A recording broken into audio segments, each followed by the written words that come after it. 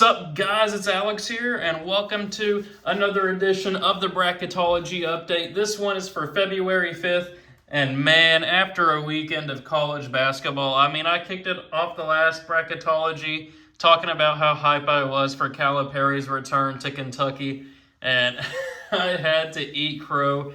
Kentucky lost at home to Arkansas by around 10 or so, and then we go and lose last night to Ole Miss. We were down by like 30 at one point. Thankfully, we made it at least somewhat respectable. But Kentucky is now below 500 in the SEC this year. My Kentucky Wildcats are not looking too good. Their defense is falling apart. But this weekend we had crazy results like Kansas being up by, I think, like 21 or something like that, and then losing by 11 to Baylor, blowing like a, a 32-point swing, something like that. And then we had Iowa State, 15-point favorites, losing at home to Kansas State, their first loss at home in like 29 games, and they lose by almost 20. Like, this was just a crazy weekend of college basketball, crazy results going on. This is what we love about college basketball, though. Anybody can win. Taking a look here at the bracket watch, we have the top overall seed of Auburn, UCF first team out, and Nebraska the last team in. And I'll let you guys read this little blurb here if you want, talking about mid-majors as we go on. But before we get into the bracketology, we got to talk about what game you guys want me to simulate on NCAA Basketball 10 this week. It's been a couple of weeks since we've done it. We haven't had a team get 5 thumbs up in the comment section. So games this weekend. The big one's probably Auburn versus Florida. That's going to be a big one. But I believe we also have Kansas against Kansas State, Texas Tech, and I think Arizona. Maybe I'm wrong on that. But if you want to see a game get simulated on NCAA Basketball 10, make sure you comment that game below. Give it a thumbs up if you see a game that you like. And once a game gets 5 likes, I'll simulate it on NCAA Basketball 10 and post it. We've been on a good run this year. We had USC upset Illinois at Illinois, and then I think we had Illinois beat Michigan State as well, or maybe we didn't. I don't know. But if you want to see it, comment it below. But then if we take a look here at the bubble, a lot of craziness on the bubble. Last 4 byes, we have Utah State, a team that I believe is 20-3 this season, but they have not been looking like a 20-3 team lately. I've been closely watching their games mainly because they're on late at night whenever I'm sports betting and all that stuff.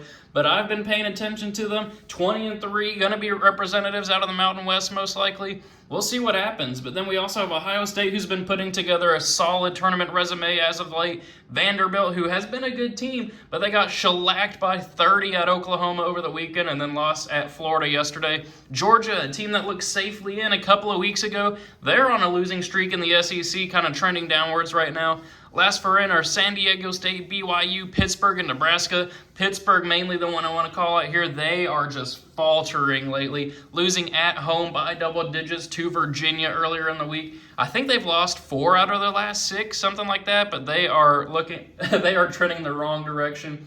First 4 out are UCF, Xavier, Arizona State, and USC. The Fighting Eric Musselman's trying to put together a tournament resume to move on to the NCAA tournament. They weren't even on the bubble for a while, but now find themselves only 4 teams out. They are looking good lately. And then the next 4 out, a lot of ACC teams here. You got Wake Forest, SMU, North Carolina, and Arkansas. Arkansas, similar story to USC, off the bubble for a little bit, but now back on it after that win on the road against Kentucky. Then you also have North Carolina, a team that was, I want to say, were they a 1 seed in the preseason? Definitely a high seed in the preseason. Playing their way out. They just can't get a win right now, or at least a quality win, I should say. Losing by double digits in the rivalry game against Duke at Cameron Indoor.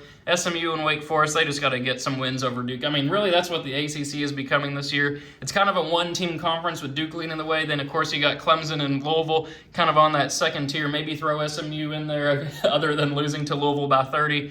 But let's go ahead and get into our actual bracket. So, if you haven't watched my videos before, or if you've been watching, you know the gist of this. But every time that there's a bracketology, I go to the vertex42.com, download their Excel bracket template, and then fill out these teams based off the bracketologies. And then I go and pick on who I think would end up winning the NCAA tournament based off this bracketology.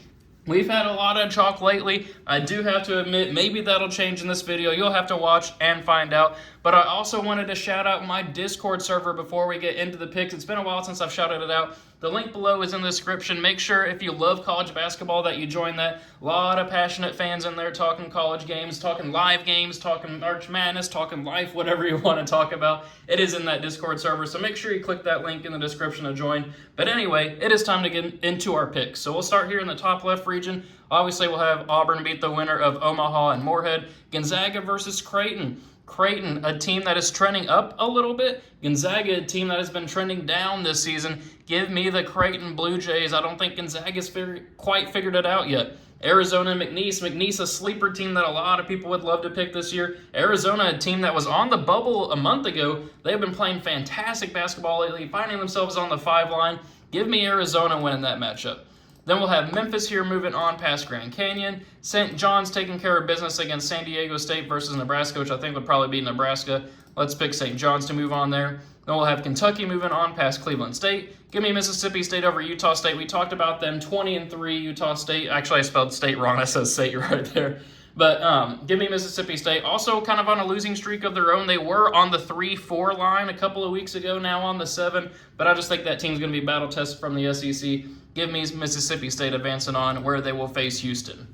Send for a spot in the Sweet 16. Auburn versus Creighton. I know I didn't pick an upset here. That's just how I see it happening. Hold your breath. Well, Auburn versus Creighton for a spot in the Sweet 16.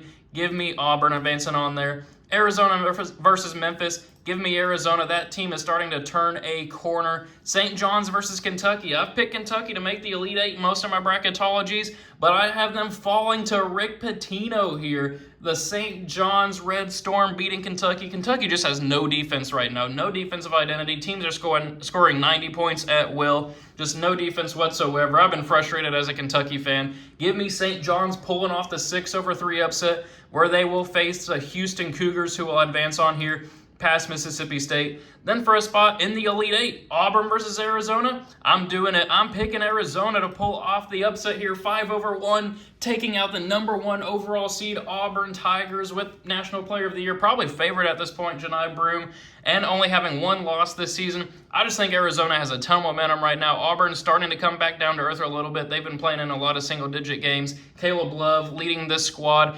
to a turnaround season, really. Give me Arizona moving on to the Elite Eight, where they will face Houston, who I do think will beat St. John's. But give me Arizona making the Final Four as a 5 seed out of this region. How about that? Houston, no slack at all. They just beat Kansas on the road a couple of weeks ago in a crazy overtime game. They lost by 1, I think, to Texas Tech in another crazy game over the weekend. But give me Arizona moving on to the Final Four out of our first regional. So we'll move on over here to the top right one. We got Alabama moving on past Southern. St. Mary's taking care of business against Oklahoma. Same thing with Illinois over Yale. I don't see an upset happening there. Then we have Samford not quite pulling an upset over Texas Tech. I just don't see it happening there. But give me the Drake Bulldogs pulling off the classic 11-6 over Maryland. Then we'll take Marquette here moving on past Jacksonville State. The Louisville Cardinals moving on past Vanderbilt, and then Purdue advancing on past Bryant. Another bracket, or just pairings that I just don't see a double-digit seed pulling off an upset. We'll see what happens in the next few regions, but other than Drake right there in the classic 11-6, I just don't see it happening in this bracket. So in first spot in the Sweet 16, Alabama versus St. Mary's. Give me Alabama moving on there. Mark Sears moving that squad to the Sweet 16. Then give me Texas Tech moving on past Illinois. Normally I'd pick Illinois to pull off that victory, but Texas Tech, they've been playing great basketball lately. Then we'll have Marquette here moving on past Drake into the Sweet 16. But then give me Louisville, the 7 seed, moving on past 2 seed Purdue. Louisville, they did lose to Georgia Tech over the weekend, but Georgia Tech, they may be pulling a Minnesota over in the Big Ten. Those 2 teams specifically, they are making runs in their conferences. Georgia Tech beating Louisville on Saturday, going on the road, and I think it was a 3 overtime game last night against Clemson and beating Clemson there. Give me Louisville with their hot shooting, beating Purdue 7-2. There's got to be a couple top seeds falling early. Give me the Cardinals advancing on there to the Sweet 16. For a spot in the Elite Eight, I got another 1 seed going down. I got Texas Tech. Their defense has been incredible this season. Fun team to watch. Alabama, maybe they go cold in that game. Maybe they don't. They've won like 10 in a row or something like that. But give me Texas Tech. NCAA Tournament, anything can happen.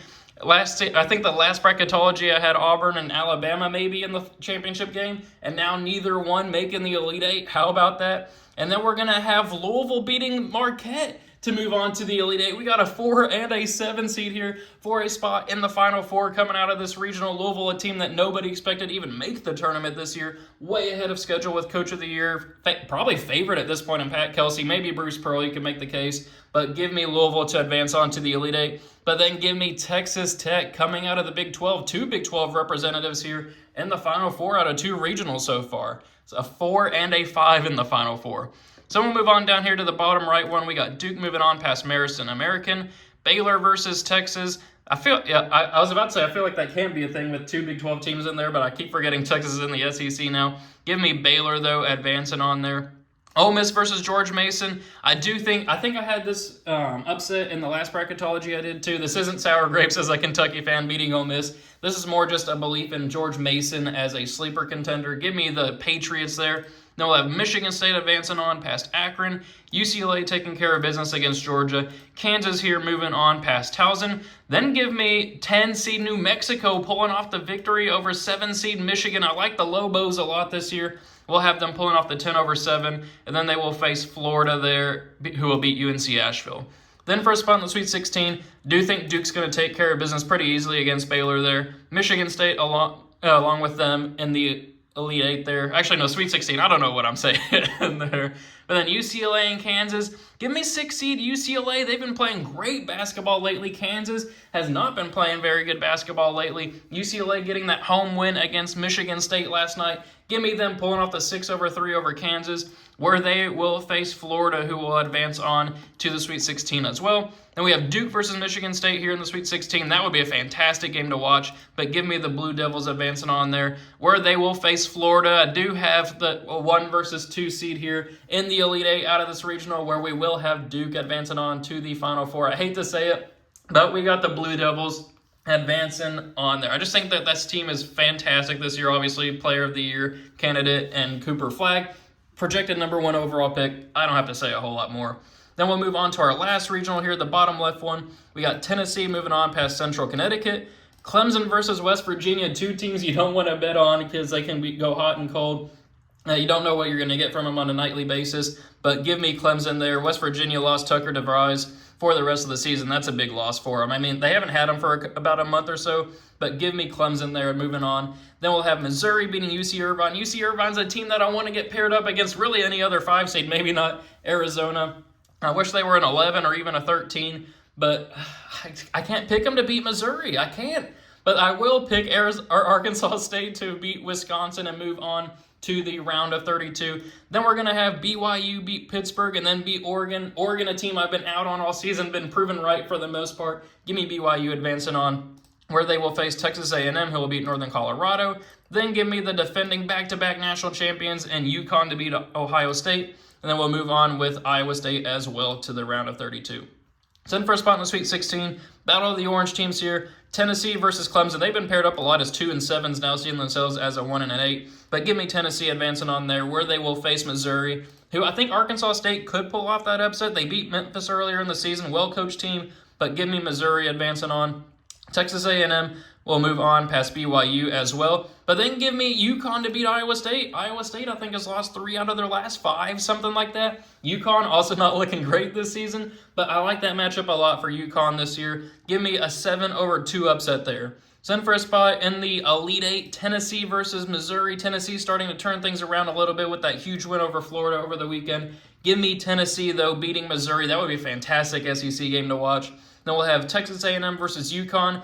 Give me the Huskies advancing on there to the Elite Eight. Maybe I'm just making picks based off their coach. Maybe I'm making picks based off of their name. Maybe I'm making picks based off of the fact that they're going for a 3-peat. But give me UConn advancing on to the Elite Eight out of this regional, but then falling to Tennessee, who I have coming out of there. So in our Final Four, we have 2 1 seeds, a 4 seed, and a 5 seed. That would be kind of fun to watch. But for a spot in the national championship game, Give me Arizona. I'm on the Wildcat train here, not my Kentucky Wildcats, but the Arizona Wildcats advancing on to the championship game. How about that? This is definitely the furthest I've taken Arizona in any of my bracketology videos, where they will face Duke, who I do think will beat Texas Tech to move on to the championship game. Duke versus Arizona.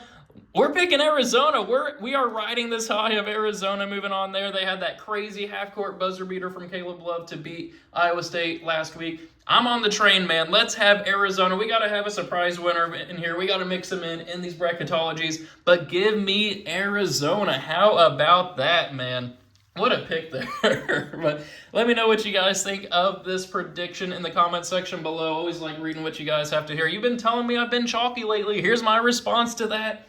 Let me know your own predictions based off of this bracketology as well. Thank you guys for watching. Make sure you join that Discord server. Make sure you comment what game you want to see simulated on NCAA Basketball 10 this weekend. And I will see you all later.